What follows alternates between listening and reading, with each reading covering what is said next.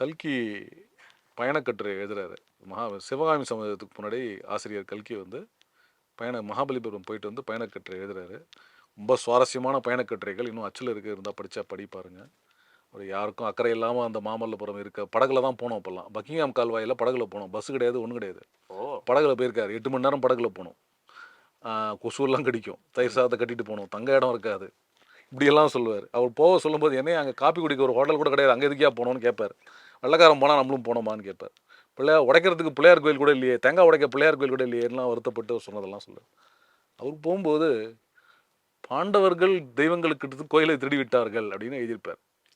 ஏன்னா நம்ம மக்களுக்கு வந்து 5ன்னு பார்த்துட்டா பாண்டவரை தலையில் கட்டிடுவாங்க. இது மகாபலிபுரத்தில் மட்டும் இல்லை, எங்கே போனீங்கன்னாலும் நல்ல இடத்துல இங்கே ராமர் வந்தார், இங்கே வந்து தர்மன் வந்தான், யுதிஷ்டன் வந்தான், பீமன் வந்தான், அர்ஜுனன் வந்தான், ஏதாவது சொல்லுவாங்க. சிவபெருமான் இங்கே வந்தார் அப்படிலாம் சொல்லிடுவாங்க. இனி காந்தி வந்தார்னு காந்தி வராத ஊரே இல்லை, நாட்டிலே இல்லாத சமயத்துலலாம் காந்தி வந்தார்னு சொல்கிற கதை இருக்குது. இந்த மாதிரி எல்லா தங்களுக்கு விருப்பப்பட்டவங்களுக்கு யார் வேணால் சொல்லிக்கிறதுக்கு ஒரு மனப்பான்மை ஒன்று இருக்குது. மகாபலிபுரத்துலேயே பார்த்தீங்கன்னா இன்னும் அந்த மலை மேலே பார்த்தீங்கன்னா ஒரு சின்ன ஒரு தொட்டி ஒன்று இருக்கும், தண்ணி தொட்டி இருக்கும், கல்லுலேயே பண்ணியிருப்பாங்க. மழை காலத்தில் தண்ணி தேங்கும். திரௌபதியின் குளியல் தொட்டி அப்படின்னு அதுக்கு பேர் வச்சிருக்காங்க.